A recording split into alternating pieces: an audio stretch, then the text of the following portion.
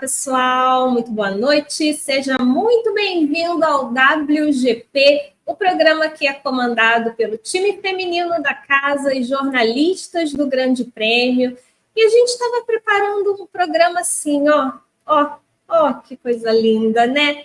Última corrida do ano, decisão de campeonato, Mercedes, ó, McLaren e Ferrari ali brigando pelo título do Mundial de Construtores, decisão de título na Fórmula 2, vários ciclos se encerrando em algumas equipes, a gente sabe que vai ter bastante movimentação aí no grid, troca-troca de pilotos, então a gente estava planejando um programa nesse estilo, né? Em clima de despedida, fim de ano, 5 de dezembro, só que não, né? Porque George Russell e Max Verstappen simplesmente chutaram o balde, o parquinho está pegando fogo, Toto Wolff jogou ainda mais gasolina e o nosso fim de ano vai ser assim. Fim de ano, como sempre, caótico na Fórmula 1, treteiro. Você está do lado de quem aí nessa briga, né? Do lado de Max Verstappen, do lado de George Russell ou do lado de Lando Norris, que está do lado da briga, que está do lado da pipoca, da discussão? Esse é um dos temas do WGP dessa quinta-feira e eu já chamo Evelyn Guimarães e Carol Vergílio para a gente falar bastante sobre todo esse frenesi maravilhoso da Fórmula 1. Evelyn, tudo bem? Como você está? Eu queria te fazer uma pergunta, assim. O que você achou, até o momento, das manchetes? Porque, assim, não param de surgir manchetes no meio dessa treta. Olá, Lu! Muito boa noite para você, muito boa noite também para a Carol Vigílio, para todo mundo que já acompanha o nosso WGP. Olha só, eu estou do lado da treta, né? Eu estou que nem o Lando Norris, eu estou do lado da treta. Eu quero ver o circo pegar fogo mesmo, o fogo no parquinho, porque é disso que vivemos nesse cenário aqui. Mas olha, teve gente que falou assim, mas agora, né, o Verstappen já garantiu o título com antecedência, só tem essa briga aí, McLaren versus Ferrari, que convenhamos, assim, né, apesar de ter nome de filme, né, não é aquela briga, né? Então, assim, o que a gente vai fazer nesse final de ano? Nananina, não, sempre tem alguma coisa. Quem disse que a gente ia ter um dia calmo, um fim de semana calmo? Não. Estamos aí em pé de guerra, uma guerra, assim, das mais interessantes. Por quê? Porque envolve o Max Verstappen, que sempre está aí às voltas com controvérsias, e polêmica, e ele puxou essa polêmica, então achei até interessante a posição dele, e o Russell, que está louquinho para entrar aí nos holofotes, né, que está assim, tentando, né, também cavar o seu lugar ao sol, então assim, é muito interessante. O que eu torço mesmo é para que a gente tenha essa briga na pista também, porque eu acho que isso vai ficar muito mais interessante. Mas de qualquer jeito, eu tô aplaudindo, viu, assim, aplaudindo mesmo todas as manchetes. Eu acho que a gente vai entrar num GP de Abu Dhabi divertidíssimo aí, que já não tem só Russell versus Verstappen, né? Tem Toto Wolff versus Christian Horner. Estávamos com saudades dessa treta. Verdade. Aguardem imagens de Christian Horner segundo Toto Wolff. Carol já está gargalhando já. Eu trago a Carol nesse momento, né? Para também dar o seu pitaco inicial antes de nós mergulharmos de vez em toda essa salada. Tudo bem, Carol? Oi, Lu, oi, Eve, oi, todo mundo que já está acompanhando o nosso querido WGP. Hoje o dia é incrível, né? Sempre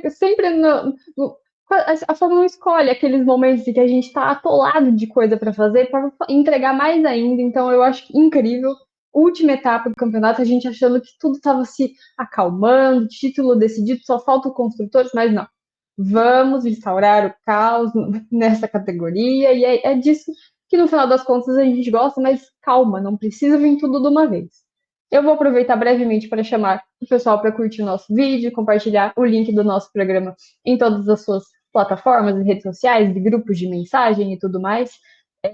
Tem os nossos novos planos, né, de nosso clube de membros, vai estar tudo aqui na descrição para vocês acompanharem e entenderem tudo como funciona, mas vamos que hoje o assunto tá pedindo muita dedicação nossa, então vamos logo para eles. Vamos logo para ele, sim, porque tudo começou lá no GP do Catar na semana passada, na classificação, quando ali, na volta de preparação do Q3, e era para abrir a última tentativa, o George Russell pegou o Max Verstappen pelo meio do caminho. O Russell vinha um pouquinho mais rápido, o Verstappen estava mais lento, os dois no traçado, e aí o Russell alegou que aquele momento ali no setor 3 da pista acabou comprometendo a volta dele rápida. Esse bloqueio não aconteceu na volta rápida, aconteceu naquela volta de aquecimento, aquela volta de preparação que eles fazem para abrir a volta rápida. E aí eles foram chamados lá na salinha dos comissários, o Verstappen foi punido por ter sido uma situação, mais uma vez, uma situação completamente assim, que foge do entendimento da FIA, né? O que a gente vai fazer nessa situação? Atrapalhou, mas não era volta rápida, mas atrapalhou. A gente precisa punir. E aí a FIA foi lá e tira ele da pole position e tá tudo certo. Foi o que aconteceu. Ele perdeu uma posição, tinha feito a pole position, Verstappen, o Russell era o segundo, e aí o Russell herdou a pole position, o Max ficou na segunda posição. Teve a corrida, o Verstappen ganhou, o Russell foi o quarto, só que o pós-GP do Qatar deu o que falar, porque o Verstappen disse na coletiva de imprensa que havia perdido o respeito pelo Russell, porque, segundo ele, o Russell alegou para os comissários que aquele bloqueio, que o Max bloqueou o Russell de propósito, que aquele bloqueio havia sido de propósito. Então, isso deu uma confusão só, ele falou muita coisa, mas o Russell não se manifestou. Ele se manifestou agora, nesse fim de semana. Antes das declarações do Russell começarem a aparecer, o Verstappen voltou no assunto, negou arrependimento, disse que não estava arrependido de nada do que ele havia dito e que se ele soubesse a forma como a corrida ia terminar, ele teria falado ainda mais, disse que o Russell mentiu para os comissários e o Russell chutou o balde e aí falou assim, então, ele olhou para minha cara, depois que a gente saiu da sala, e disse que ia bater de propósito e ia jogar a minha cara no muro. Eu não posso usar a palavra que ele usou, mas ele disse, você é no muro. Versão do George Russell, né? E aí, a partir disso, foi um salseiro só. Porque o Russell fez várias acusações, disse que o Verstappen intimida os pilotos há muitos anos, citou vários momentos em que o Verstappen foi polêmico nas pistas, em que ele se envolveu em confusões, em batidas, o jeito sempre agressivo do Verstappen de defender posição, de brigar por posição. O Russell falou sobre isso. E chegou a falar de Michael Masi até, uma fala até um pouco pesada. O Russell dizendo que se o Hamilton tivesse vencido o título de 2021 em toda aquela polêmica lá em Abu Dhabi, Michael Masi teria temido pela própria vida. Uma fala muito polêmica, uma acusação muito grave do Russell. Claramente o Russell não gostou de nada do que o Verstappen falou, e o Verstappen também não deixou por menos, né? Já disse que o Russell é um perdedor, disse que ele é um trapaceiro. Enfim, gente, olha, tá uma coisa assim. Eu não sei qual é o clima que nós vamos esperar, Evelyn, para a corrida, mas, primeiro, a gente já falou bastante sobre o que aconteceu lá no Qatar nos nossos programas, sobre até a própria maneira como a FIA também atrapalhou muito por ela não entender qual punição ela deveria ter aplicado para o Verstappen. Mas o Russell, ele foi muito incisivo nas declarações, e aí eu queria ouvir o seu ponto de vista sobre isso, né? Primeiro, a reação do George Russell quando ele é acusado pelo Verstappen de ser duas caras, porque o Verstappen disse isso na coletiva, ele é um cara na frente das câmeras e por trás é uma pessoa completamente diferente. Isso é que foi o pontapé, né? Foi o motivador para o Russell chutar o balde. Como é que você vê essa reação dele? Olha, a quinta série que vive dentro de nós aflorou completamente, né? Nessa guerra de declarações entre os dois. Mas, assim, A impressão que dá é claro que a gente não sabe o que aconteceu dentro da salinha, como eles se portaram, o que o Russell falou de tão, né, como o Russell falou de tão grave assim contra o Verstappen. Ele fala, né, que ele fez isso de propósito e aí acabou gerando tudo isso. Eu acho que isso tem um peso, sim, né? Você acusar alguém de fazer algo assim de propósito tem realmente um peso grande. Porque a punição em si, ela não foi tão grave, né? Assim, ele perdeu uma posição só daquilo, mas o que eu fico pensando será que valia realmente ter uma punição por isso, ou talvez uma reprimenda? Fosse alguém pode pensar assim, né? Será que essa punição não foi severa demais, né? Dentro daquilo que a Fórmula 1 já está vivendo sob essa nova direção de prova, né? Lembrando que o Verstappen foi duramente punido também lá no México, né? É claro que ele chamou as punições, né? Ele, né, teve um comportamento muito acima do tom naquele momento, então assim, ele aí foi realmente punido de forma severa. E a própria direção de prova foi muito mais severa nas punições, perdão, no entendimento dos incidentes durante o GP do Qatar do que normalmente ela vinha sendo, né? Então, assim, talvez foi uma abordagem nova, né? Já deixando claro que as coisas não vão ser tão simples assim.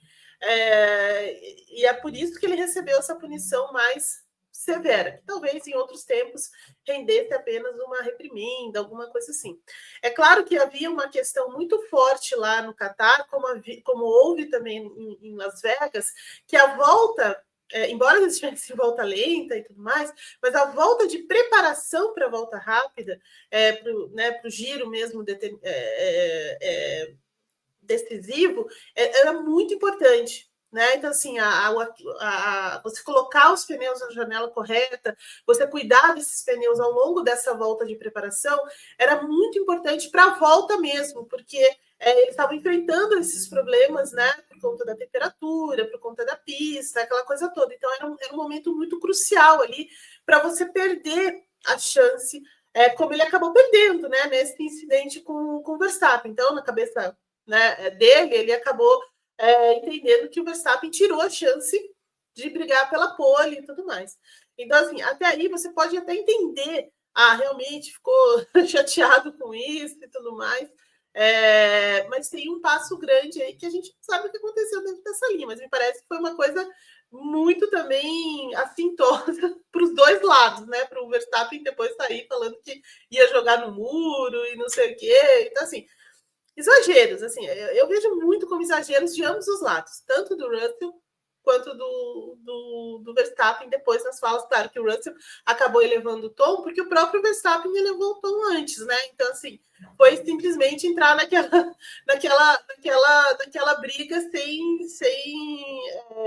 muito filtro, né? Porque já que o Verstappen foi, né, falando sobre respeito, duas caras, sei lá o quê, a quinta série, né? Então vamos abrir a porta para a quinta série mesmo. Né? E foi isso que aconteceu. Mas, assim, eu vejo com um pouco de exagero tudo isso, tá? Assim, eu acho que de ambos os lados, tá? Eu sei, mas ele falou que foi de propósito e tudo mais. Mas, assim, né? Todo mundo já andou fora da grama, né? Fora da pista ali. Então, assim, não tem nenhum inocente ali, né? Vamos falar a verdade.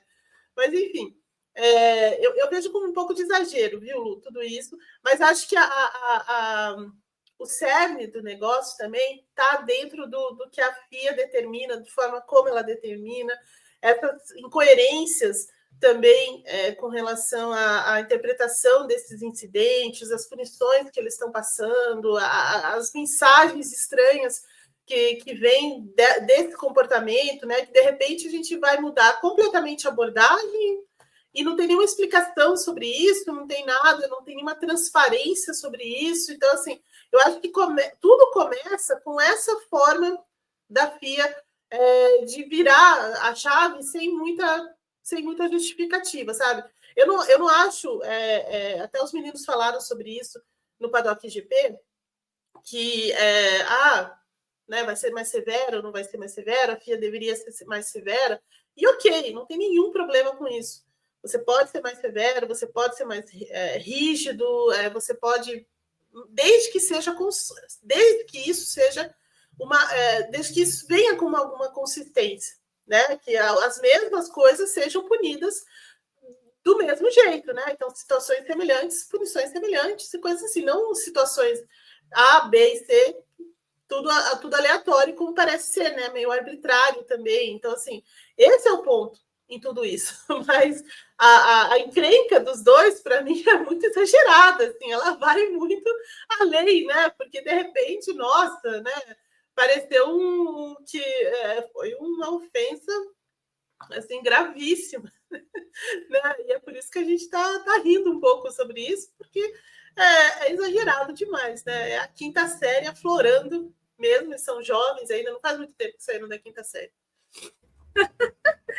E aí eu já vou passar para a Carol, porque eu vou ter que já pular para esse momento, porque falando em quinta série, né? A gente está falando de quinta série, são crianças praticamente, então você tem os pais das crianças, né? E aí, do lado do George Russell tá ali o Toto Wolff, do lado do Max Verstappen, o Christian Horner, e o Christian Horner disse lá no Qatar que o Max havia sido punido por causa da histeria do George Russell. E aí me vem o Toto Wolff, com toda a maturidade que se espera, e Carol, põe a foto, Carol, por favor.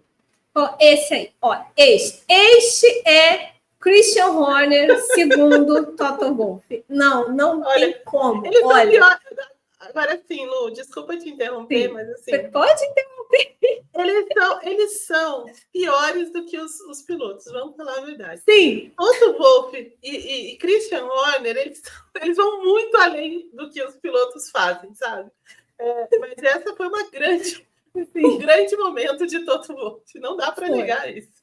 Porque assim, o que aconteceu? O Russell estava lá dando a coletiva dele, soltando os cachorros, né? Perdão pelo trocadilho, mas estava lá soltando os cachorros. Aí vem o Toto Wolff e se mete no meio da coletiva para defender o George Russell desse comentário, né? Histeria. Chamou meu piloto de histérico. O que foi falar do meu piloto? Não. Ele falou assim, que ficou pensando, gastou uns bons segundos pensando, e aí chegou à conclusão que o Christian Horner era um terrier, um terrierzinho tagarela. Este é Christian Horner, segundo Toto Wolff, um terrierzinho tagarela. Olha, é complicado, né? A gente está aqui já no final de ano, todo mundo não vê a hora de chegar o Natal, né? De curtir a ceia com a família, e a gente está aqui tendo que lidar com esse tipo de comportamento, sabe? Essas declarações que não traduzem absolutamente nada do que é a Fórmula 1 ou do que se espera de chefes de equipes na Fórmula 1. Sabe? O cara vem lá para a imprensa para dizer que o adversário dele é este fofo cachorrinho. E a gente sabe que terrier tem várias raças, né?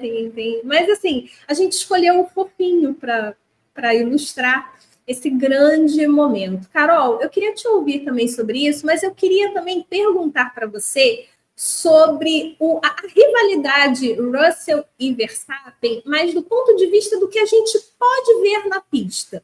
Você acha que, de fato, tudo isso que está acontecendo nos bastidores, não só nos bastidores, né, em frente às câmeras, a gente realmente pode ter uma rivalidade Verstappen-Russell na pista? É possível? O Russell é um cara que pode peitar o Verstappen se ele tiver um carro, ele é um cara que pode desafiar o Verstappen. A gente pode esperar isso? Porque cria muita expectativa, né? Como a Evelyn falou, a gente quer ver esse duelo na pista, mas será que realmente a gente vai ver esse duelo na pista? Olha, Lu, eu quero só, antes de responder essa pergunta, comentar que o que eu imaginei depois de hoje, de todas essas chamadas e tudo mais, foi a preparação do Russell para esta quinta-feira de entrevistas. Porque a gente sabe que ele deu entrevistas primeiro, depois do Qatar, porque o Verstappen, né, pode e tudo mais. Então, o Verstappen falou todas essas coisas depois que o Russell já tinha dado entrevista, já tinha se manifestado, não tinha o que ele fizesse. Então, vocês imaginam a preparação deste rapaz ao longo da semana, listando tudo que ele ia falar, para quem ele ia falar. Eu fico imaginando essa situação, porque parece que ele estava com tudo muito pronto e muito fresco para jogar para todo mundo hoje, e aí virou isso aí que a gente está vendo, uma loucura. Cada hora a gente está vendo uma aspa nova, porque parece que ele saiu disparando para todo mundo, né? Mas eu acho que seria muito interessante transferir todas essas emoções e tudo isso para a pista. Eu acho que o Russell que a capacidade ele tem, eu acredito que tem. Eu acho que e talvez agora tenha até uma motivação um pouco maior do que talvez teria até um tempo atrás. A gente, como você citou, ele toca no assunto do Michael Masi, ele traz algumas polêmicas de volta, então ele sempre se manifestou, talvez, de um outro lado do Verstappen, em todas essas histórias. Em Abu Dhabi 2021, ele se manifestou muito, né, contra tudo que estava acontecendo e falando que tudo era uma injustiça e tudo mais. Então eu acho que sempre, para ele, sempre teve essa coisa de estar de um lado oposto do Verstappen, e talvez isso vai se criando. O fato da Mercedes, obviamente, não ter o carro ideal para tudo isso nos últimos anos, dá uma esfriada nessa situação, mas eu acho que com certeza, se a gente estiver vendo de fato a Mercedes, por exemplo, ano que vem, disputando ali por vitórias e estando numa situação melhor, né, tentando se manter mais ali na frente, eu acho muito possível o Russell ser essa pessoa. Eu acho que e aí eu acho que faz falta, né? Justamente alguém. Não que eu ache que precise dessa rivalidade fora da pista, eu acho também extremamente exagerado, eu acho que passa muito do ponto esse tipo de declaração, esse tipo de discussão, mas falta muito essa rivalidade na pista. A gente sabe e o quanto a gente enxerga, né, os pilotos com um pouco de, não sei se é medo, mas assim, nem vou mexer com esse cara porque deixa ele é meio, todo mundo tem, o Verstappen tem um pouco dessa fama de ser meio injusto, né, a gente viu muita polêmica disso nos últimos meses em sair da pista, enfim, com o Norris a gente viu muito bem isso no México, nos Estados Unidos, tem toda essa mística, assim, digamos, em cima do Verstappen, que quando ele está sendo desafiado, a gente vê um pouco mais. Então, eu acho que fazia muita falta alguém ali para brigar com ele de fato, e talvez, infelizmente, essa seja a motivação para que a gente tenha uma disputa um pouco mais acirrada entre os dois ano que vem, quem sabe. E assim, eu acho o Russell um piloto muito bom. Eu acho que o George Russell tem sim aquele potencial, digamos, né? Tem alguns pilotos no grid que a gente olha e a gente pensa, esse cara pode ser campeão do mundo, sabe? Esse cara pode um dia chegar a ser campeão do mundo. Mas eu não acho que o Russell, ele é um cara que assim, ele senta na mesma mesinha do Verstappen. Eu acho que se ele um dia tiver um carro e ele consiga brigar contra o Verstappen em pé de igualdade, até que ele até bata o Verstappen, seja campeão, enfim, vai ser muito no braço mesmo, muito assim, pelo que, por exemplo, o Rosberg fez com o Hamilton. E aí eu também queria só ouvir a Evelyn sobre isso, se ela acha que Russell é um cara que pode bater Max Verstappen se tiver um carro ali em pé de igualdade. Será que a gente pode sonhar com essa rivalidade ou vai ficar tudo ali mesmo na fofoca de recreio de escola? Olha, Lu, eu acho que o Russell, ele é um cara muito rápido, né? Ele é um cara muito rápido. Ele não é muito constante, mas ele é muito rápido, ele é muito rápido mesmo. E ele precisa controlar um pouco, até falei sobre isso no Paddock GP,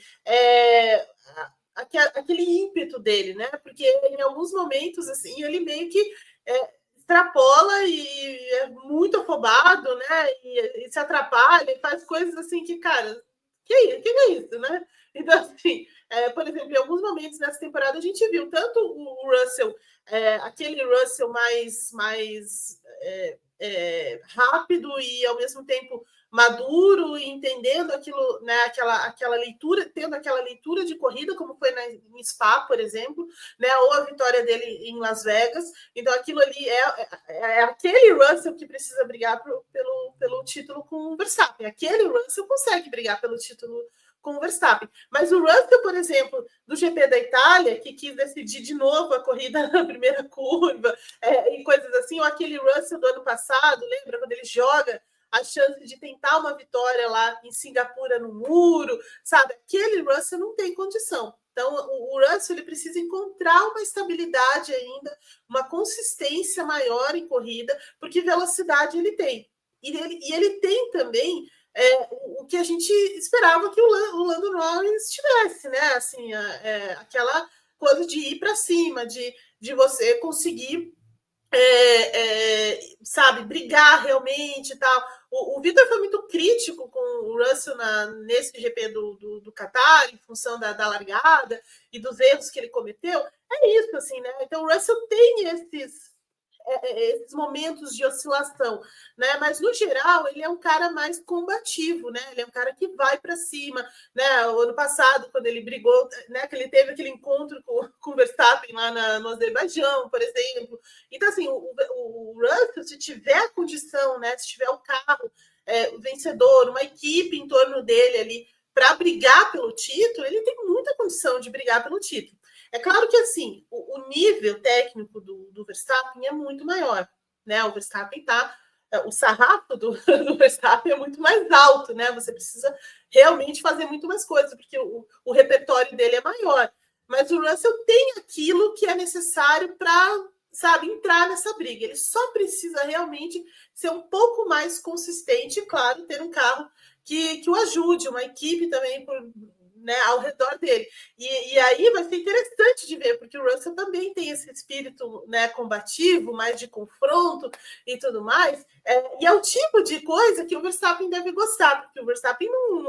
assim, né, a gente vê ele numa corrida, por exemplo, que nem essa do Qatar, numa boa, levando as coisas ali tranquilo, mas no fundo o Verstappen gosta mesmo de um roda-roda, né? Ele gosta mesmo de dividir curva, ele gosta mesmo, né, que é aquilo que dá né, aquele tempero das corridas. Eu acho que o Russell tem isso, né? Ele tem isso. Não é, obviamente, a mesma habilidade, né, e tudo mais, mas o Russell caminha para isso, assim, né? Então, se ele deixar um pouco o espírito de Nigel Mansell dele, né, ali, controlar melhor esse espírito, né, e ganhar um pouco mais de consistência e um carro melhor, eu acho que o Russell tem condição, sim, de brigar com o Verstappen. É claro que a briga por um campeonato, a briga por um título, ela é muito mais ampla, né, e vai exigir um pouco mais, né? Então, se não é uma corrida ou outra, alguma coisa assim, ela exige um pouco mais de, né, consistência, de cabeça e tudo mais. Então, assim, aí é outra conversa, mas assim, aquilo que é necessário, na minha visão, o Russell tem. Ele precisa de um ajuste só. E de sorte, né, também, né, amigo? Sorte, porque tem alguns momentos aí que a sorte vira as costas para o rapaz. Concordo. Acho que é exatamente isso. Antes da gente virar a página e falar sobre a prévia do GP de Abu Dhabi, porque afinal de contas tem corrida, né? Tem coisa para ser decidida na pista, tem um recadinho super especial que vocês vão assistir agora. Carol, pode soltar. Tarde, boa noite, amigas e amigos que estão acompanhando o WGP, nossas amigas do WGP, da mesa. A gente já está aqui hoje, quinta-feira, abrindo as atividades aqui do EP de São Paulo, que começa a temporada 2024-2025 da Fórmula E. A primeira vez em meia década que a Fórmula E abre o campeonato no começo do ano anterior. Fazia tempo que isso não acontecia, era uma tradição da categoria lá atrás e o pessoal queria voltar a isso, né, JP? É importante porque a Fórmula E consegue iniciar a temporada, fazer as primeiras corridas, enquanto as outras categorias também estão de férias, né? Então você atrai ali uma nova legião de fãs, uma galera que está sedenta por corrida, a Fórmula E está correndo aí. Pois é, e a gente tem aqui não só a terceira edição do EP de São Paulo, agora abrindo o campeonato, mas abrindo um campeonato com um novo carro, o Gen 3 Evo, que é uma atualização, por isso é Evo de Evolution, é uma atualização do carro de terceira geração, vai ser o carro da categoria pelos próximos 2 anos e com ele também novos pneus. E o carro tem uma novidade fundamental, que é a tração integral. Exato. A tração integral vai mudar completamente as corridas. É uma forma dos pilotos conseguirem aumentar a tração tanto do eixo traseiro quanto do eixo dianteiro, né? Isso vai mudar muito porque essa tração integral ela vai ser ativada nas largadas, até a frenagem da curva 1, nos duelos da classificação, quando os carros estão a 350 kW e durante a ativação do modo ataque. Vai mudar tudo, os carros vão ter mais tração, os pilotos vão ter mais controle, é um carro muito melhor de pilotar. E aqui, direto das garagens da Fórmula E, no complexo do AMB, a gente vai encerrando esse boletim para o WGP, lembrando a vocês que amanhã, sexta-feira, a partir das 16h15, horário de Brasília, tem a transmissão do primeiro treino livre aqui no Grande Prêmio. No sábado, um dia de muita atividade. Tem às 7h15 da manhã o treino livre 2, depois às 9h30 da manhã a classificação, e aí a partir das 13 horas, 1 da tarde, a gente começa a transmissão da corrida naquele esquema que você já está acostumado, com pit walk, vamos andar lá antes da largada, vamos fazer toda a transmissão com a excelência que você já conhece, não só no EP de São Paulo, mas durante toda a temporada 2024-25, porque o Grande Prêmio, mais uma vez, é a emissora oficial da Fórmula E no Brasil. É isso, pessoal. Muito obrigado, valeu e até as próximas horas e dias. Muito bem, muito bem. Pedro Henrique Marum, JP Nascimento, direto do AMB. Fórmula E retornando nesse fim de semana de abertura da temporada 2024/2025, o Grande Prêmio é a emissora oficial da Fórmula E, a casa da Fórmula E no Brasil. Você acompanha a temporada completa ao vivo, com imagens, tudo de graça no nosso canal do YouTube. Então fique ligado, porque certamente muito conteúdo vem por aí. Grande Prêmio com equipe grande lá no AMB e cobrindo tudo, né? Participando de tudo ali, acompanhando tudo ativamente, então fique ligado no Grande Prêmio. Bom, mas a gente vai então falar sobre esse fim de semana, que tem Fórmula E e tem GP de Abu Dhabi de Fórmula 1, tem decisão de título ali entre a Ferrari e a McLaren. Nós também já está no ar do Grande Prêmio toda a matemática possível e basicamente, assim, resumo da ópera, né? A Ferrari, ela tem muito mais chances se ela fizer dobradinha e ponto da volta mais rápida. Ela fez isso na Austrália esse ano, inclusive, e isso força, né, joga a McLaren para ter de fazer 24 pontos. É possível, esses 24 pontos são fáceis, ela pode fazer isso no terceiro e quarto, por exemplo. Mas a gente sabe que tem ali a Mercedes no meio do caminho, tem o Max Verstappen, então se a Ferrari conseguir a dobradinha, a vida da McLaren começa a ficar um pouquinho mais complicada. Então a gente tem aí essa decisão, a McLaren se vencer acabou, não tem como a Ferrari alcançá-la, mesmo se o outro piloto abandonar, então a vitória já dá o título para a McLaren. Fica aí, então, né, essa disputa para a gente ver quem é que vai levar o campeonato de construtores, o Mundial de Construtores da Fórmula 1. E também tem a expectativa das despedidas, né? Despedida do Hamilton na Mercedes, inclusive já está no ar também nos agregadores de áudio. O podcast que nós gravamos, Evelyn Guimarães comandou esse podcast junto com Vitor Martins e Flávio Gomes, passeando pela carreira do Hamilton, desde a estreia dele na McLaren, os anos de glória na Mercedes, esse período agora de fim de Mercedes, a transição, o que esperar do Hamilton na Ferrari, né? Então você acompanha esse podcast maravilhoso lá no Spotify.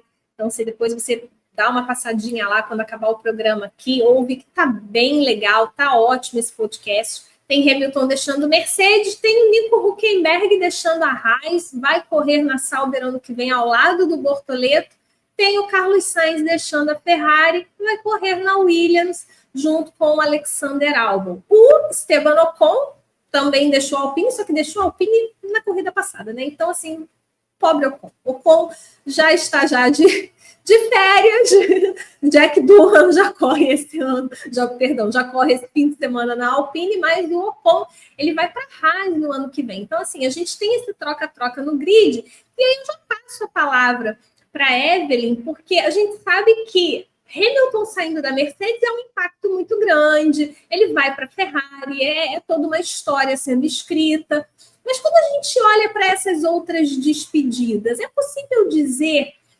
qual que vai ser mais sentida na equipe? Eu acho que talvez seja a do Hülkenberg, deixando a Haas por tudo que ele fez esse ano. Mas, assim, o Carlos Sainz, ele também mostrou que ele é um cara fundamental na operação durante a corrida ali. Talvez a Ferrari sinta falta disso também. Como é que você vê isso, Ed? Então, Lu, eu tendo a concordar com você, viu? Acho que a Haas vai sentir muita falta do Hulk, porque ele tem uma sensibilidade muito grande, né? Principalmente com essa questão de acerto, né? A sensibilidade de tentar colocar essa equipe num desenvolvimento mais correto. Então, ele teve mais liberdade nesse ano para fazer isso, porque a gestão, né, do Komatsu foi um pouco mais, foi muito diferente do que a Haas vivia até o Gunther Steiner. Então, assim, eles trabalharam muito em função da evolução técnica do carro, acho isso muito importante ao longo do ano, né? Deu para perceber muito essa mudança, né, dentro da Haas, essa mudança de mentalidade da Haas também. Então, assim, ele teve mais liberdade. E ele já fez isso em outras equipes, né? Mas ele não estava conseguindo fazer isso na Haas. Agora, esse ano foi possível fazer. Então, a Haas ajudou muito nesse...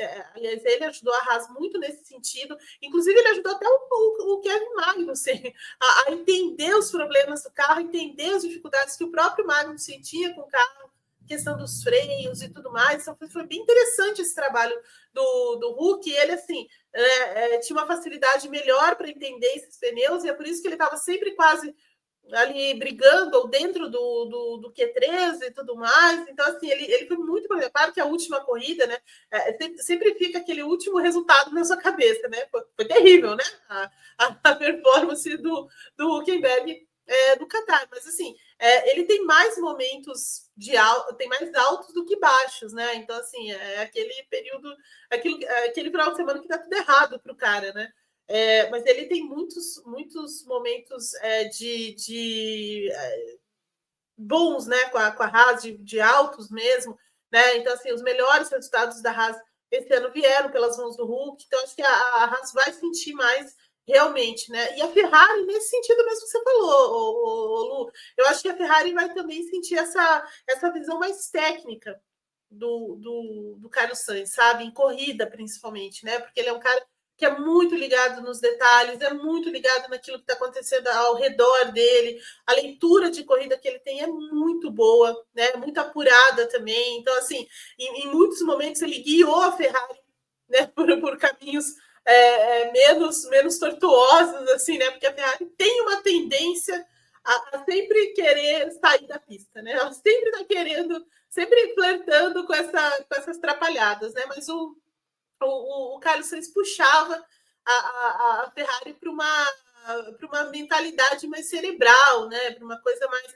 É horrível falar isso, mas assim, para uma abordagem mais cerebral, né? Para um caminho diferente daquele que a Ferrari estava seguindo. Porque ele é um piloto mais cerebral, né? Ele consegue lidar melhor com as emoções, por exemplo, do que o próprio Charles Leclerc, né? Então, assim, e a Ferrari tinha um grande cara nesse sentido. Agora vai mudar muito a Ferrari, né? Porque o Hamilton também tem outra abordagem, é outro tipo de trabalho, é outro tipo de coisa. Claro que o Hamilton tem muito mais experiência, né? Muito mais bagagem do que o Carlos Sainz, mas o Carlos Sainz era importante para a operação, sim, da Ferrari. Acho que a Ferrari vai sentir falta dele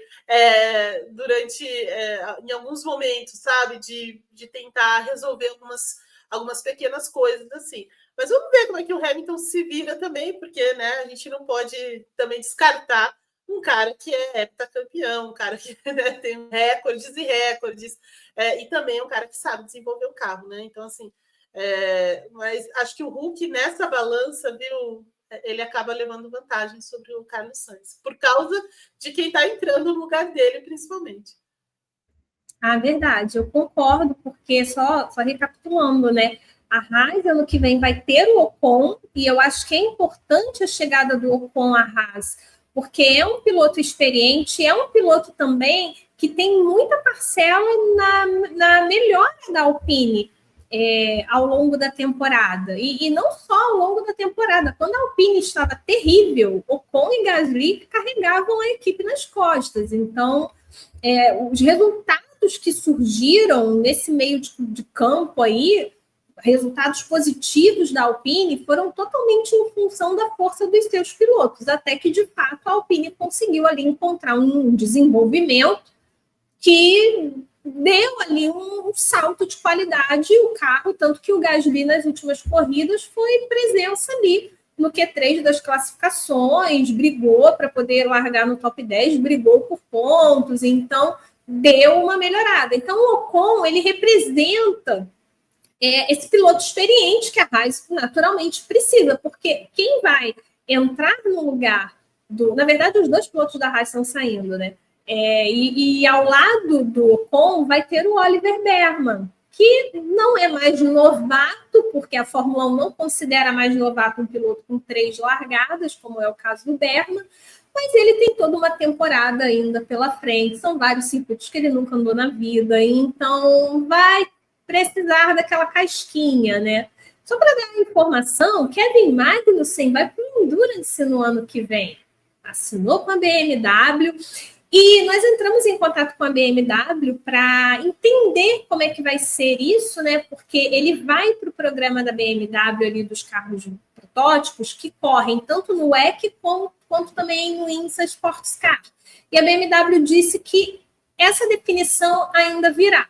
Então, eles ainda vão divulgar quais são as corridas, os campeonatos que o Magnussen vai fazer com a BMW, mas o que está certo é que ele vai fazer parte do time, sim, vai correr no Endurance, vai participar dessas competições de longa duração no ano que vem. Vai ser bem legal, porque o pai do Magnussen já tem uma história também no Endurance, né? Então, vai ser bem legal da gente poder acompanhar aí o Mag. Para a alegria de Vitor Martins, eu queria pedir para a Carol colocar a foto do capacete do George Russell em homenagem à despedida do Lewis Hamilton. Coisa fofa, gente. Que coisa linda.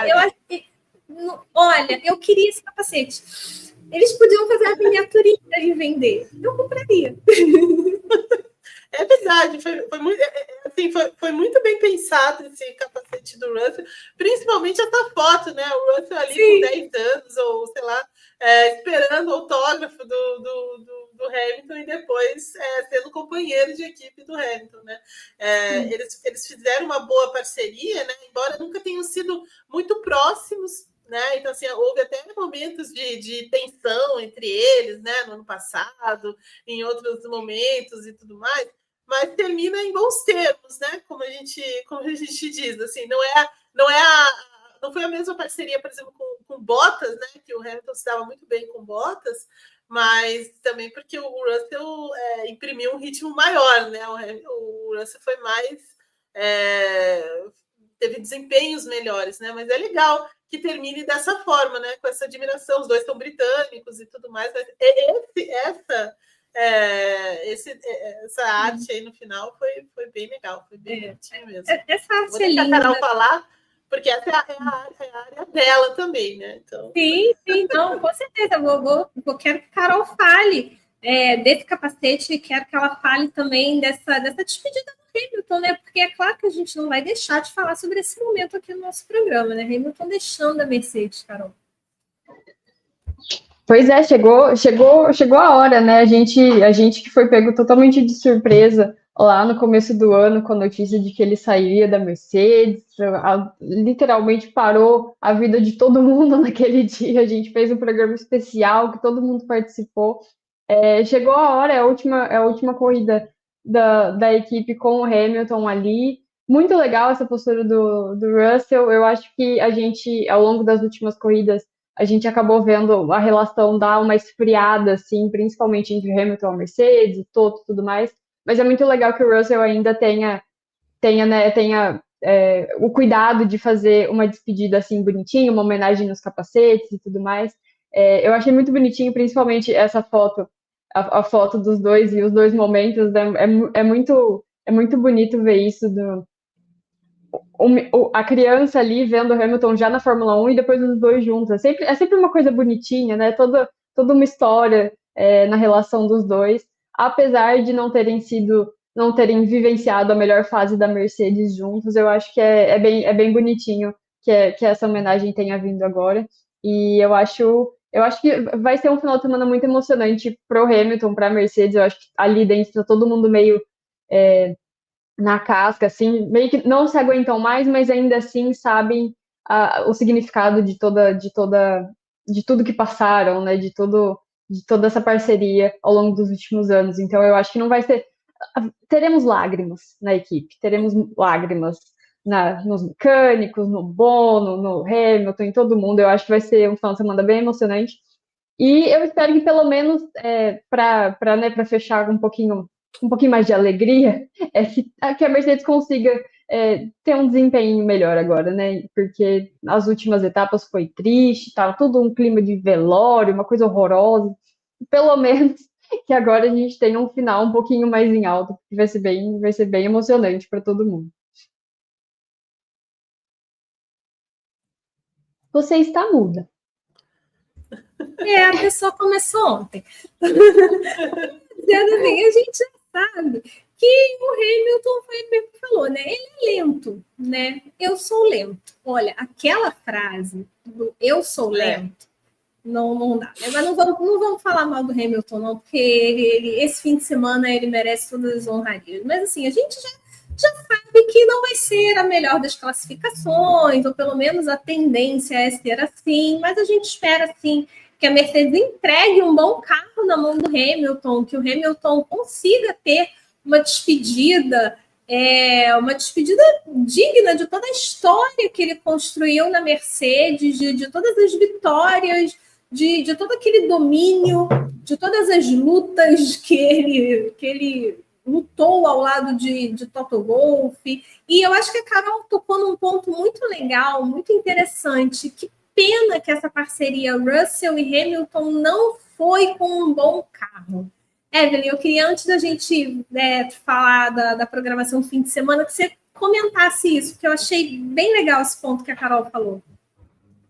É verdade, assim, a Carol foi muito feliz nisso, porque o Russell chega com grande fome, né? Porque ele passa mais ou menos o que o Kimi Antonelli passou, então, assim, com a equipe cuidando dele, querendo levar ele para a Fórmula 1 e tudo mais, né? Ele foi campeão da Fórmula 2, aí ele vai para. Aí o Toto Wolff coloca ele primeiro na Williams, né? Então ele passa uns anos lá difíceis, né? No momento que a Williams estava realmente difícil, né? E até ele conseguir cavar esse lugar na Mercedes. Tem aquela prova que ele faz em 2020, né?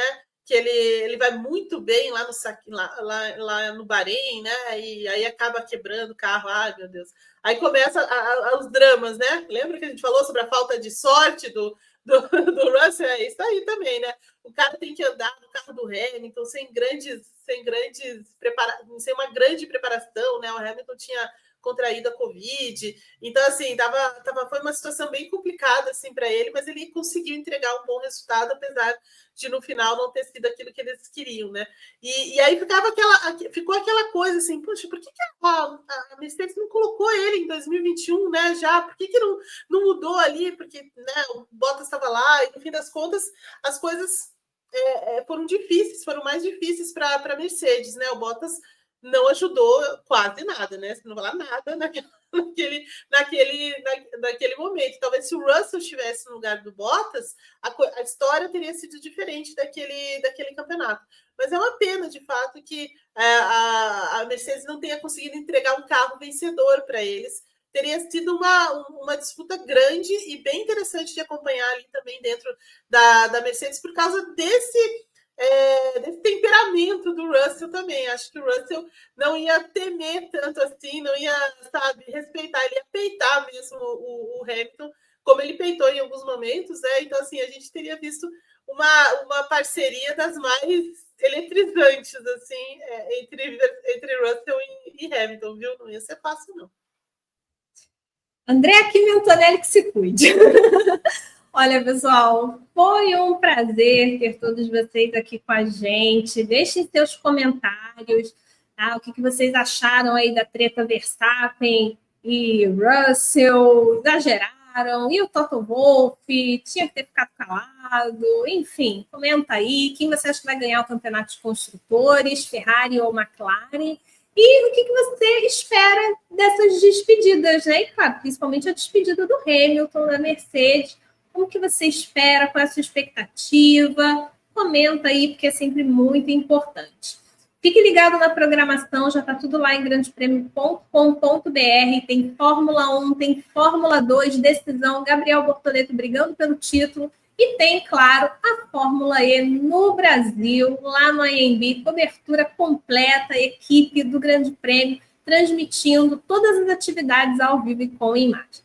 Muito obrigada, Evelyn, obrigada, Carol, e um beijo para todos, gente. Até semana que vem. Tchau, tchau.